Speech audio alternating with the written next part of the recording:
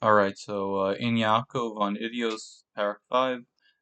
Just in case someone would ask why is it 5? Because the last chapter was 2. The answer is that they don't have anything named Yaakov for Paraks 3 through 4. It skips right to 5. So that's why we're starting off with 5. So we start off by Mishnah 3 of Mishnah Eduyot. We start off with Amr with Reb Yishmael Omru Shlisha Devarim Mikula Beit Shammai Mochimara Beit Hillel Kohelet Eno Tamei Es Yadim V'Devrei Beit Shammai Chol Ubin Beit Hillel Omru Tamei Es Yadim. So what's going on here? So Beishamai says that the hands of the book of Kohelet don't render someone tameh, and Beis Hillel says it does. So what does that mean? Look at Bartanura there.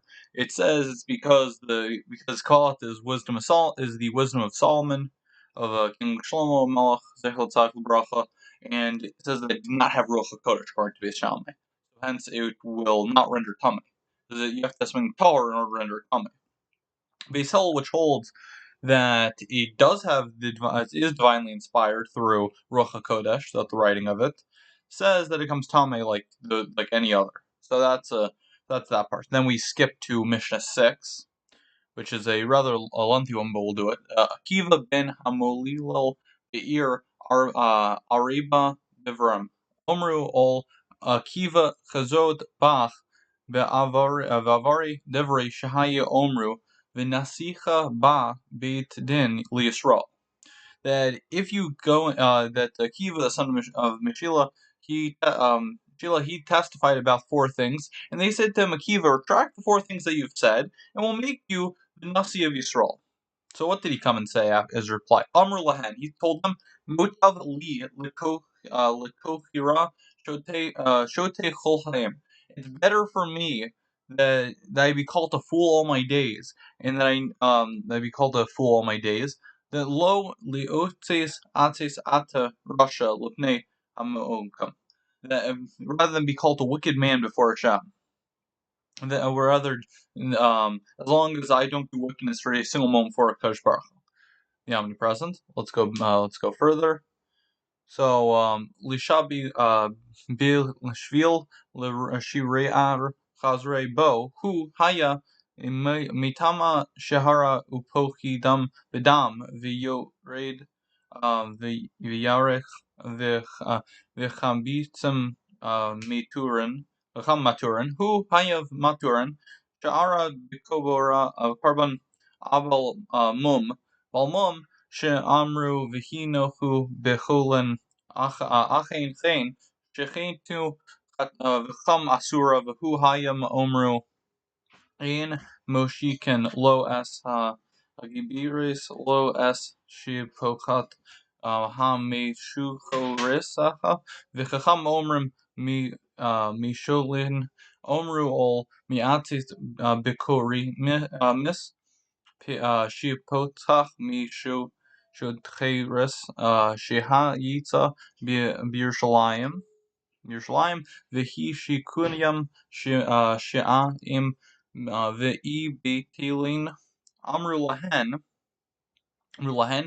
de Guma Leshikuyam V'Netuhu Umes Nigado Beniduyon Vetulehu Beitin Es Ha'aronon Amru Yehuda Chas V'Shalom She'akiva Nichti Nadav She'ein Araza Na'ar Lilos Pipnei Chol Ha'adam Yisrael V'Chachamim U'Berishotzos Chete Bekiva ben Malila As min no do Elazar ben Chinoch ben Chonech she pichete betahoros yadem uku shemad shlin shalichu bitin v'nichen bein al aronon l'moed shechol hamotinad mis v'inot soli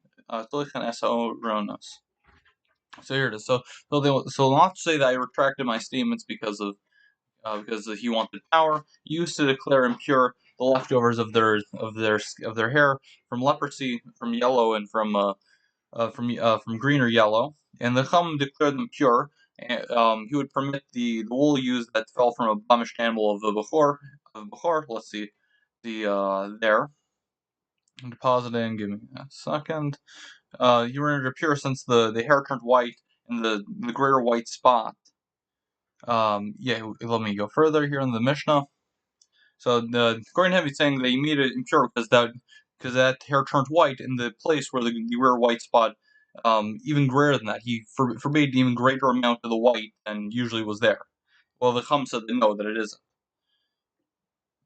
So let's see further. He would also say that one may not make a convert nor a freed slave woman drink from the bitter waters that were drinking by a sota, someone who's suspected of adultery as a test. But the Chum said that they make them drink them, and they say to them, this is the case in the Kartium that a freed slave in Yerushalayim who was made to drink by Shammai and Elion, Evilon. Those were two of the big gedolim in the days of in Pirkei Avot. It says, let me find the exact part here. That in the time of Pirkei Avot, yeah, here it is. He neglected the honor of Sheminot and Avilon, in Avos chapter 1 Mishnah 10 through 11, and those quoting Chagigah, that they were the Nasi and the Avabestam, that who was made to drink by them. He said that they made her drink an example, i.e., the bitter water they made her drink was not actually real. Was not actually the potion that you make a real sota drink. They excommunicated him, and he died in excommunication. And the court stoned his coffin.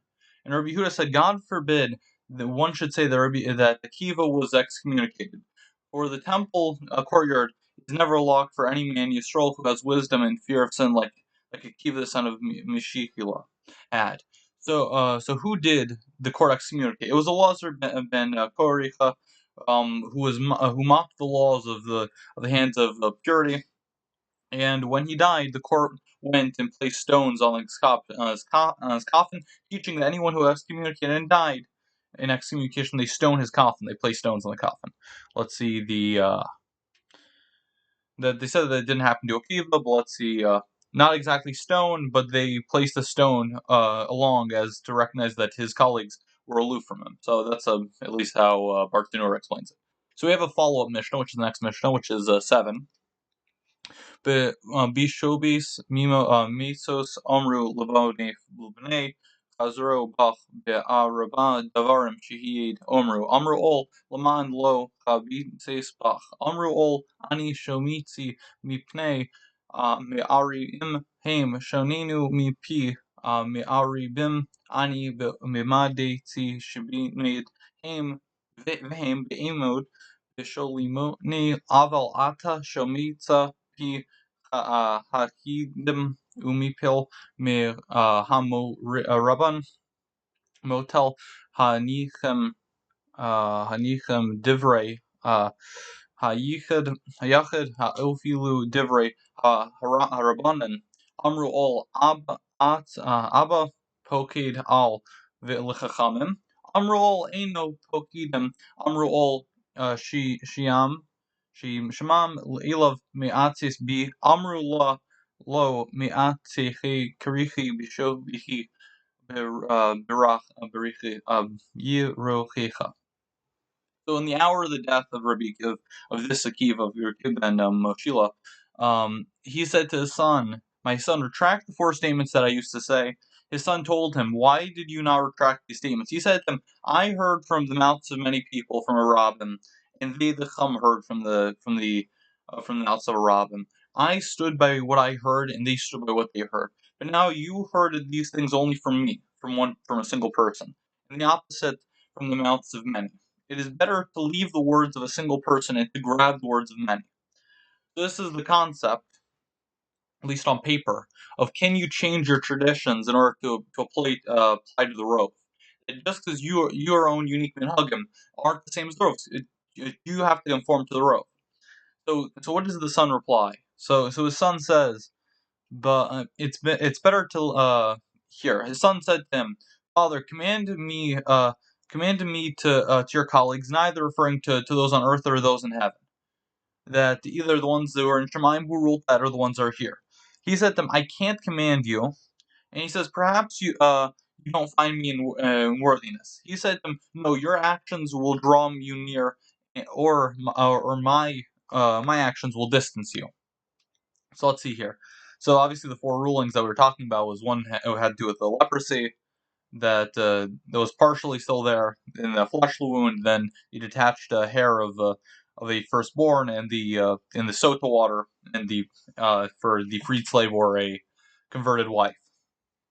So this is all about Tenor that I'm talking about. Because he also received a tradition from a majority, his words are like that of a robe. And because of this, it is stated better to stay aside.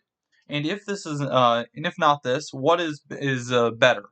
As it states, it is not from the Torah is written itself there in Shemos 23:2. You shall not give perverse